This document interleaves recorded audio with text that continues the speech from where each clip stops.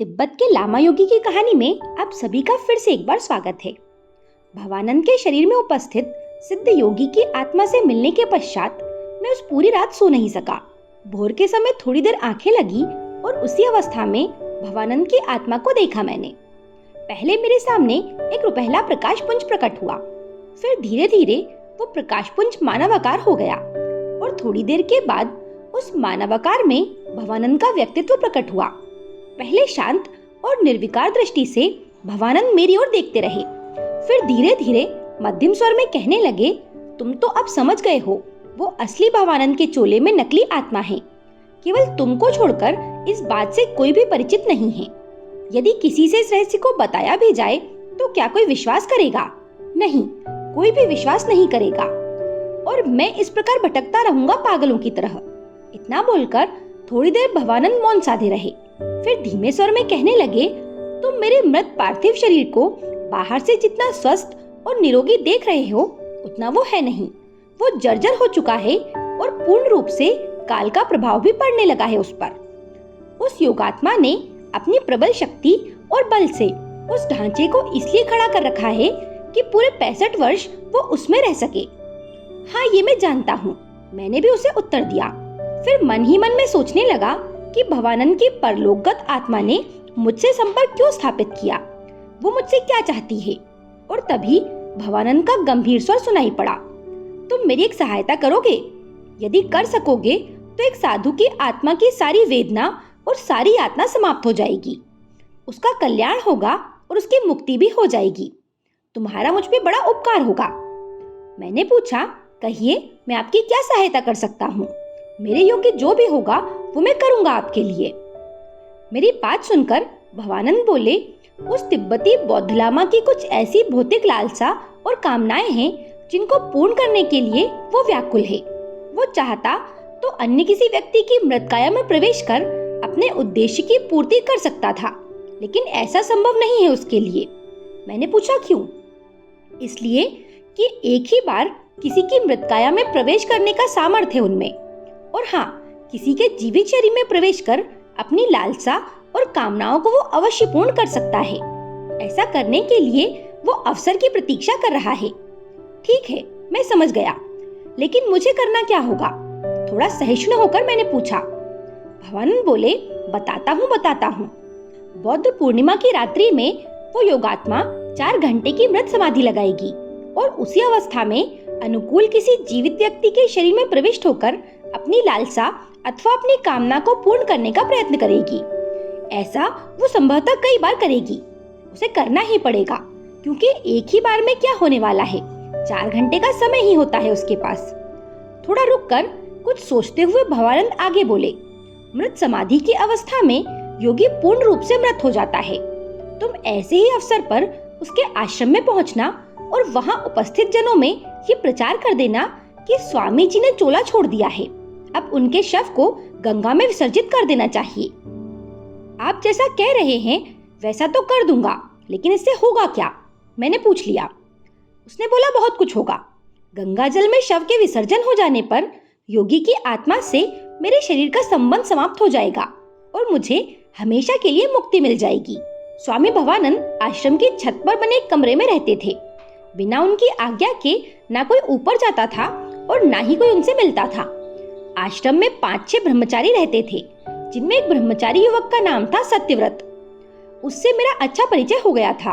वही स्वामी भवानंद का भोजन बनाता था और उनका अन्य कार्य भी करता था। वो सीधा साधा युवक था, किसी भी प्रकार का छल कपट उसमें नहीं था। मैं जब आश्रम में पहुंचा तो आंगन में सत्यव्रत गोस्वामी मिल गया। मुस्कुराकर उसने मेरा स्वागत किया। ज्ञात हुआ कि इस समय स्वामी भवानंद अपने कमरे में हैं और समाधि में लीन हैं। सीढ़ियां चढ़कर मैं ऊपर चला गया। कमरा भीतर से बंद था।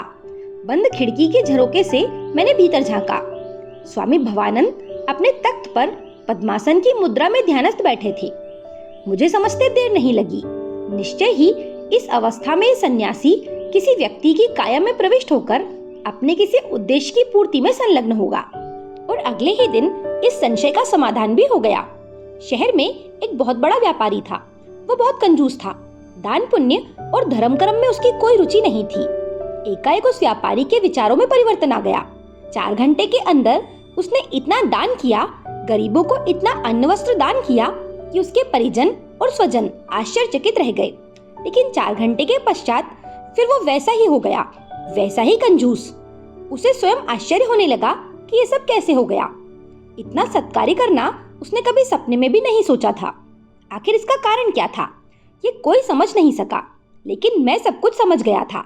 स्वामी भवानंद के शरीर में स्थित तिब्बत की उसी योगात्मा ने उस व्यापारी के शरीर में कुछ समय के लिए प्रविष्ट होकर उसके द्वारा ये सत्कार्य करवाया था। इस बात में अब कोई संदेह नहीं रह गया। जैसा कि मैंने कहा, वो व्यापारी बहुत ही कंजूस था, लेकिन धन वैभव से पूर्ण था। शहर में जहाँ उसकी कंजूसी प्रसिद्ध थी, वहीं शहर का सबसे बड़ा रईस और धनाढ्य भी वो समझा जाता था।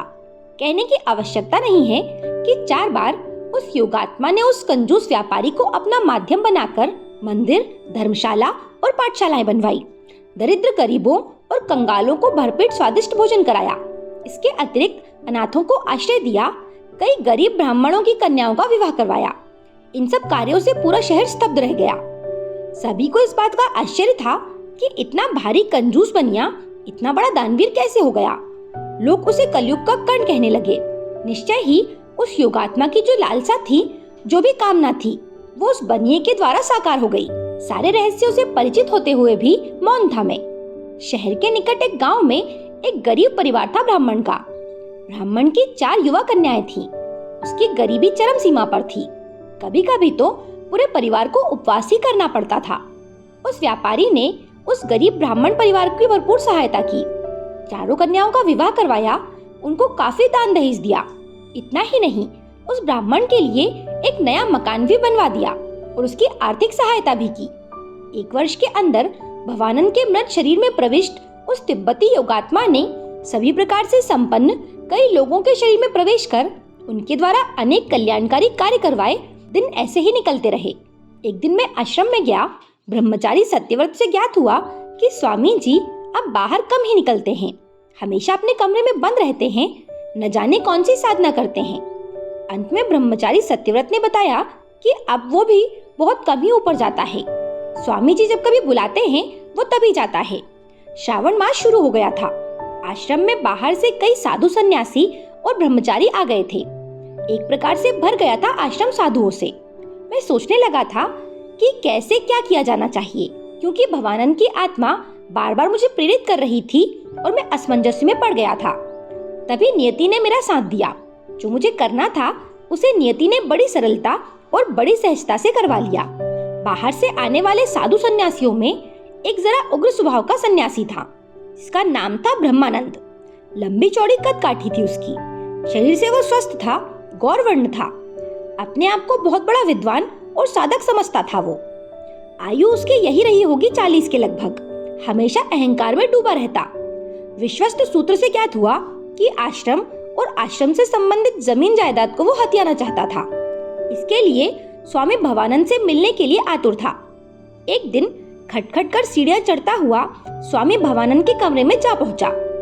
उसी समय स्वामी भवानंद संयोग से गहरी समाधि में लीन थे और सुदूर किसी व्यक्ति के शरीर में प्रविष्ट होकर उसके द्वारा अपनी किसी कामना की पूर्ति में लगे हुए थे। उस दिन भीतर से दरवाजा बंद करना वो भूल गए थे। स्वामी ब्रह्मानंद कमरे में जब प्रविष्ट हुआ तो उसे ये देखकर घोर आश्चर्य हुआ कि स्वामी भवानंद मृतवत लेटे हुए हैं अपने तख्त पर। उसे क्या मालूम था कि वो गहरी मृत समाधि में लीन है। घबरा गया स्वामी ब्रह्मानंद। उसने स्वामी भवानंद को मृत समझकर हाहाकार मचा दिया। जो सुनता था वो एक बारगी स्तब्ध रह जाता था। फिर जो होना था वो हुआ। तुरंत एक समारोह का आयोजन हुआ और पूरी साज सज्जा के साथ जल समाधि दे दी गई स्वामी भवानंद के पार्थिव शरीर को। उस समय केदार घाट की सीढ़ियों पर गाल पर हाथ धरे मैं सोच रहा था, भवानंद तो बनिया का भोजन कर न जाने कब ही मर चुके थे, लेकिन उनका शरीर आज जल समाधि ले रहा है। संसार कितना रहस्यमय है।